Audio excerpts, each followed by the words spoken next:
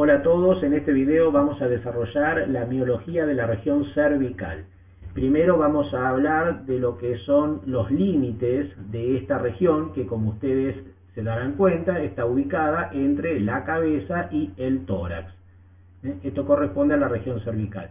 ¿Cuáles serían sus límites? Bueno, va a tener un límite superior, un límite inferior, un límite anterior y un límite posterior.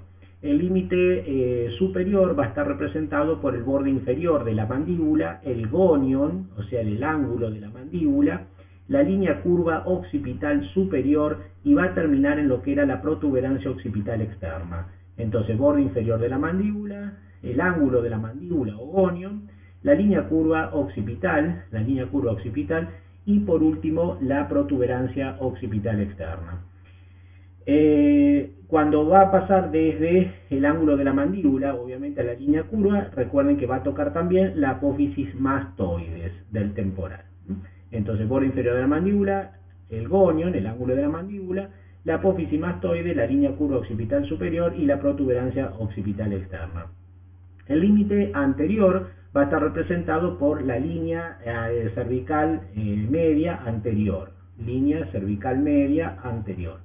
Y el límite posterior va a estar representado por la línea media cervical posterior. En cuanto al límite inferior de esta región cervical, va a estar representado por el borde superior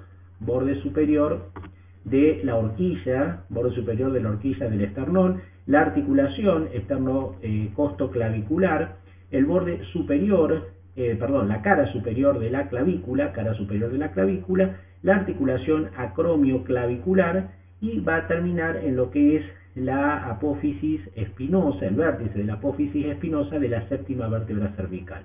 Entonces, repetimos, borde inferior desde la horquilla esternal, la articulación externo-costoclavicular, la cara superior de la clavícula, la articulación acromioclavicular y luego el vértice de la apófisis espinosa de la séptima vértebra cervical. Entonces, esos serían los límites de esta región cervical que, como decimos, está comprendida entre la cabeza y el tórax. Nosotros a esta región también le vamos a estudiar, digamos, lo que nosotros llamamos anatomía de superficie, es decir, los elementos que nosotros podemos reconocer a nivel de la superficie. Y bueno, dentro de esos elementos nosotros vamos a tener el número 1, que está marcadito acá, el músculo esternocleidomastoideo. El número 2 es la vena yugular externa. El número 3 es el músculo trapecio. El número 4 va a representar la fosa supraclavicular, es decir, ahí tiene la clavícula, todo esto es la fosa supraclavicular. El número 5 va a ser vendría a ser el manojo clavicular del esternocleidomastoideo. El número 6 es el manojo esternal del esternocleidomastoideo. El número 7 es la clavícula y el número 8 la fosa infraclavicular. Entonces, si nosotros repetimos, entonces esternocleidomastoideo, la yugular externa, el trapecio, la clavícula, la fosa supraclavicular, la infraclavicular y los dos manojos del esternocleidomastoideo, el manojo esternal y el manojo clavicular. En cuanto a en la parte anterior, digamos, vamos a reconocer nosotros los siguientes elementos. El número 1 va a estar representado por el hueso ioides, el número 2 es el cartílago tiroides de la laringe, el número 3 es el cartílago cricoides y por último el número 4 es la fosa supraesternal. Ahí tenemos la horquilla esternal y arriba la fosa supraesternal. Entonces, fosa supraesternal, cartílago cricoides de la laringe, cartílago tiroides de la laringe y el hueso ioides. Esos serían los elementos más relevantes de la anatomía de superficie de esta región cervical. Si nosotros vamos a un estudio topográfico, vamos a ver de que en esta región, de acuerdo a la disposición de los músculos, se pueden reconocer algunas figuras, algunos triángulos, como en este caso en la vista lateral vamos a reconocer dos triángulos, un triángulo superior que se llama triángulo occipital, que va a estar delimitado por el borde posterior del esternocleidomastoideo, hacia adelante, hacia atrás por el borde anterior del músculo trapecio y hacia abajo por el vientre posterior del músculo homoioideo.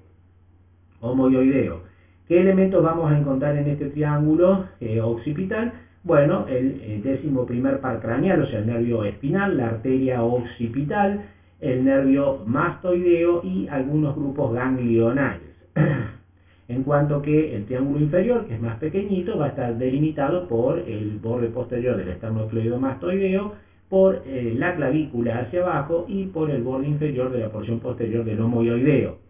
En ese vamos a encontrar al músculo escaleno, al escaleno anterior sobre todo, a ramas del plexo braquial, y en profundidad estaría correspondiendo a los vasos subclavios, es decir, a la arteria subclavia y a la vena subclavia. Si nos vamos a la región anterior o la porción anterior, vamos a ver de que entre la línea media cervical anterior y el borde anterior del esternocleidomastoideo podemos definir esta zona triangular, que a su vez está dividida por el vientre anterior del músculo digástrico en dos triángulos, también dos figuras triangulares. La superior es el llamado triángulo carotidio. El triángulo carotidio va a estar delimitado por el borde inferior de la mandíbula hacia arriba, por el vientre anterior del músculo digástrico hacia el digástrico hacia arriba y el homoioideo, el vientre anterior del homoioideo hacia abajo, y por detrás por lo que es el borde anterior del esternocleidomastoideo. Este triángulo, que se llama triángulo carotidio, va a tener como contenido, podemos encontrar ahí la bifurcación carotidia, por eso se llama triángulo carotidio, en la carótida común o carótida primitiva, que se divide en carótida interna y carótida externa, la vena yugular interna, el nervio neumogástrico, es decir, todo lo que hace el paquete vasculonervioso del cuello, y el nervio hipogloso mayor.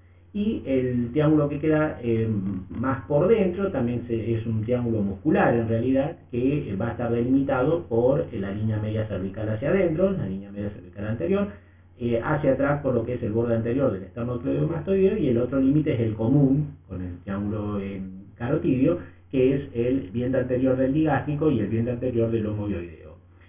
¿Qué vamos a encontrar en esta región? Bueno, en esta región vamos a encontrar la glándula tiroides, vamos a encontrar la tráquea, vamos a encontrar la laringe, o sea, los cartílagos laringeos, fundamentalmente lo que es el cartílago tiroides y el cartílago cricoides, y vamos a encontrar dos músculos de los de la región infraioidea, o sea, que van a corresponder, por ejemplo, al músculo esternotiroideo y el tiroioideo.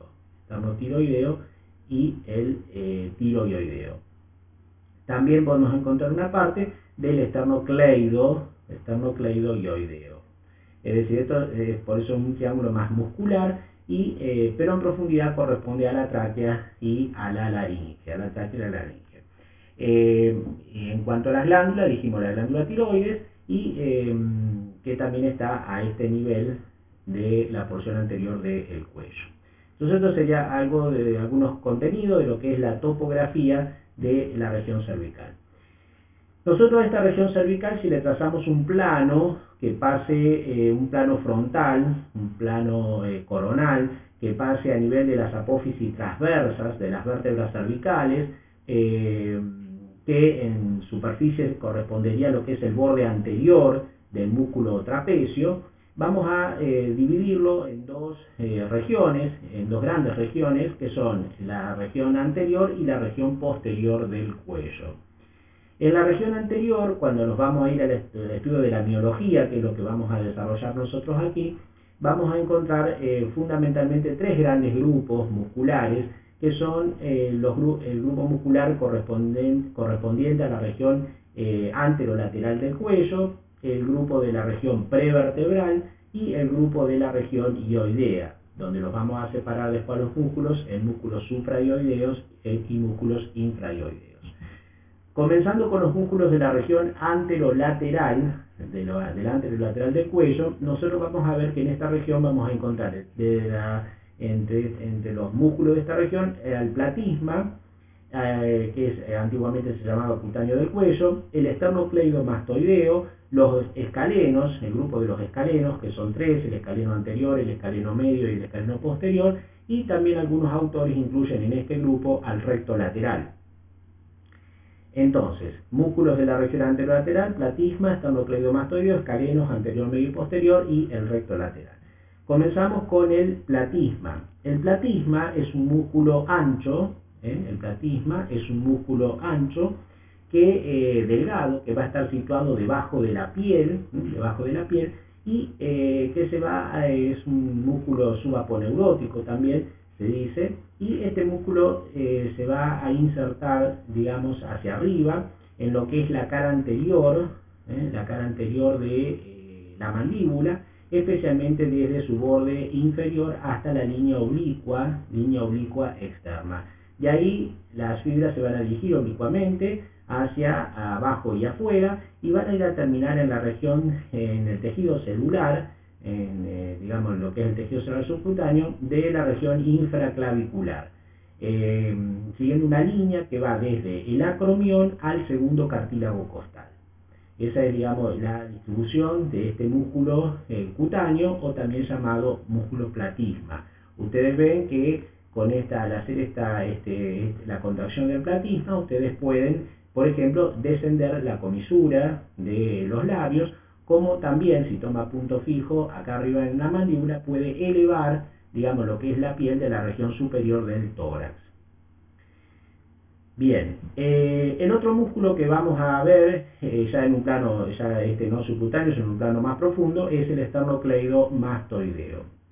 El esternocleidomastoideo, que ustedes lo están viendo en este momento, en la anatomía de superficie, ahí lo tenemos bien clarito, lo mismo aquí, se está tomando el esternocleidomastoideo. Bueno, este músculo, ahí en esta imagen tenemos el platisma, antes de pasar a la descripción del esternocleidomastoideo. Este es el platisma, entonces, como les decía, del borde inferior a la línea oblicua externa, todo lo que es la cara anterior de la mandíbula, y de ahí las fibras descienden hacia la región superior del tórax, o sea, lo que es la región infraclavicular, ¿no? Es un músculo bien superficial, y se va a ubicar justamente sobre lo que es el músculo esternocleidomastoideo. Una relación muy importante que va a tener, bueno, debajo de este músculo va a pasar la vena yugular externa. Ya la vamos a ver también en relación al músculo esternocleidomastoideo. Del esternocleidomastoideo nosotros vamos a decir de que es un músculo, que va a presentar, se ubica en las regiones laterales, más que todo en la región lateral del cuello, y va a presentar dos inserciones a nivel del tórax, que sería un manojo esternal, que se llama, y un manojo clavicular. El manojo esternal es el más superficial. Este manojo comienza con un tendón que es redondeado, cónico, y de ahí las fibras se van a dirigir oblicuamente hacia arriba y hacia afuera, para ir a terminar en lo que es la apófisis mastoides del temporal. Por detrás de este manojo se va a encontrar el otro, que es una porción más ancha, digamos, más ensanchada, que es el manojo clavicular. Este manojo clavicular va a tener, digamos, dos porciones que se denominan cleidomastoidea y cleido-occipital. Cleidomastoidea y cleido-occipital. Se va a insertar en lo que es la clavícula, y de ahí se dirigen a la apófisis mastoide, el cleidomastoideo, y el cleido-occipital se va a ir a lo que es la línea occipital, la línea curva occipital superior. Este fascículo clavicular se encuentra en un plano más profundo que el fascículo esternal. En cuanto a las relaciones, bueno, este músculo se va a relacionar, digamos, con lo que era la vena que habíamos dicho, la vena yugular externa, y también con ramas, como ustedes ven, del plexo cervical superficial. La cara interna de este músculo va a acompañar a lo que es el paquete báculo-nervioso del cuello, es decir, que está integrado por la arteria carótida interna, la vena yugular interna y el nervio neumogástrico o décimo par craneal. Se dice que este músculo, el esternocleidomastoideo, es el músculo satélite del paquete báculo-nervioso del cuello. Por su borde anterior, este músculo se va a relacionar de arriba hacia abajo con lo que es la glándula, creo que lo tenemos aquí, con lo que es la glándula parótida, se va a relacionar un poco más abajo con lo que es el ángulo, o sea, el gonion de la mandíbula, y luego va a delimitar entre los dos esternocleidomastoideos una región triangular, acá lo tenemos en esta disección cadavérica, una región triangular donde se van a encontrar que es la región yoidea, donde la vamos a dividir trazando una línea a nivel del hueso yoides en dos porciones, una porción suprayoidea y una porción infrayoidea, que es donde van a estar los músculos justamente suprayoideos e infrayoideos. En tanto, por su borde posterior, este músculo va a tomar relación con las ramas del plexo cervical superficial, las 5 ramas del plexo cervical superficial, ¿no? Entonces, esas son, digamos, las relaciones de este músculo esternocleidomastoideo.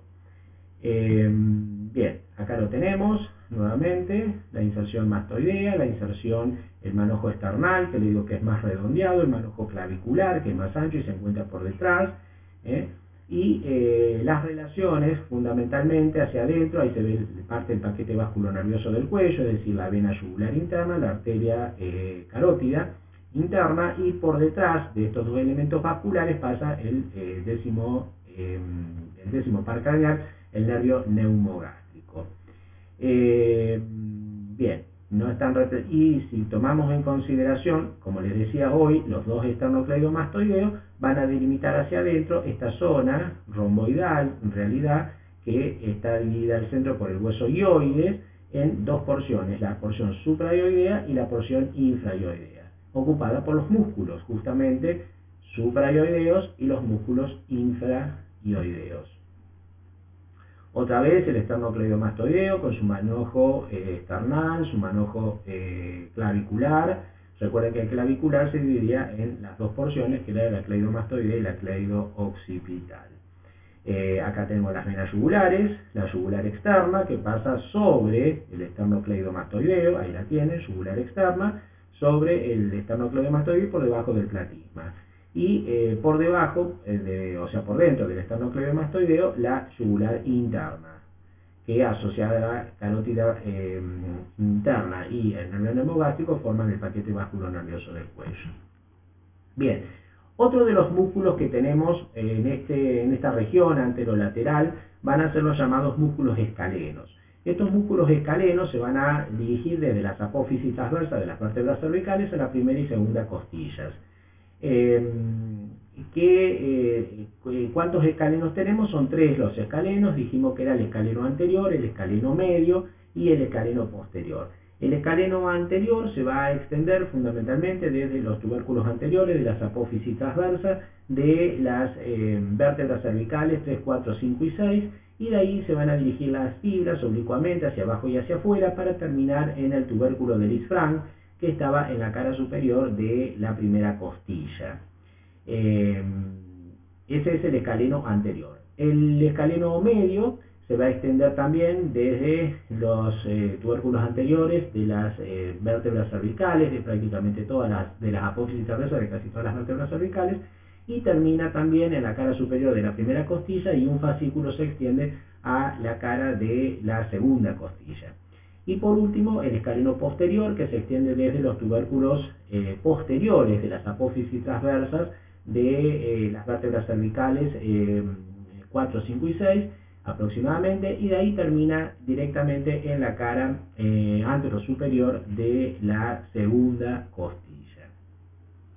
Entonces esa sería la distribución de los músculos escalenos. En cuanto a la relación de estos músculos, la vemos en esta imagen. Acá tenemos los escalenos. Vamos a nombrar o mencionar fundamentalmente la relación que tiene. El escaleno anterior, por su cara anterior, se va a relacionar con este nervio que es el nervio frénico. Entonces, el nervio frénico, que pertenece al plexo cervical profundo, el nervio frénico va a pasar por lo que es la cara anterior del escaleno anterior. Y otro elemento muy importante con los que van a tomar relación los músculos escalenos son hacia adelante del escaleno anterior y sobre lo que es la primera costilla, la vena subclavia. Y por detrás del escaleno anterior, o sea, entre el escaleno anterior y el escaleno medio, la arteria subclavia y los troncos primarios del plexo braquial. Esto es todo tejido nervioso, son los troncos primarios del plexo braquial. Entonces, en el espacio, en el desfiladero interescalénico que se llama, entre el escaleno anterior y el escaleno medio, la arteria subclavia y los troncos primarios del plexo braquial. Y hacia adelante del escaleno anterior, dos elementos: el nervio frénico por la cara anterior y la vena subclavia. Bien, acá tenemos otra imagen esquemática donde estamos viendo la relación que les decía, el triángulo interescalénico. Ahí tienen lo que es la vena subclavia, la arteria subclavia, ahí tienen la clavícula, ahí la primera costilla, ahí está llegando el escaleno anterior y ahí viene el escaleno medio. Y las ramas del plexo braquial. Bueno, acá tenemos de nuevo lo que es el músculo esternocleidomastoideo, que está seccionado, obviamente, para poder ver debajo los músculos escalenos, ¿no? Ahí está el escaleno anterior y ahí está el escaleno posterior. También tenemos, bueno, acá está marcado algunos de los músculos de la región yoidea, como el esternocleidomastoideo, que es parte de este que está seccionado, y acá el homoyoideo. Este es para mostrarles la relación con el nervio frénico. Entonces el nervio frénico viene todo por la cara anterior del escaleno anterior. Cara anterior del escaleno anterior, nervio frénico. Desde el plexo cervical profundo se va a dirigir a dar inervación a lo que es el diafragma, ¿no? El músculo diafragma. Nervio frénico. Bien, vamos a los músculos de la región anterolateral del cuello. La inervación, o sea, el platisma, va a estar inervado por lo que es el séptimo par craneal, una de sus ramas, o ramas provenientes del séptimo, que es el cérvico facial. El esternocleidomastoideo tiene una doble inervación procedente de ramas del plexo cervical y también del 11º par craneal, o sea, el nervio espinal. Los escalenos y el recto lateral están inervados por ramas del plexo cervical. Tendríamos que repasar un poquito antes de ver la irrigación. La irrigación viene todo a cargo de ramas que vienen desde la arteria facial, que es rama de la arteria carótida externa. Distintas ramas de la arteria carótida externa van a dar irrigación a estos músculos de la región anterolateral del cuello. Ahí la tenemos, a la arteria carótida externa, ahí está la carótida común, luego da arteria carótida externa y la carótida interna. Dentro de la carótida externa, ahí tienen una ramita que es la arteria facial, que da irrigación a todos los músculos faciales, y también de esta dependen ramas que van a ir a los músculos de la región anterolateral del cuello.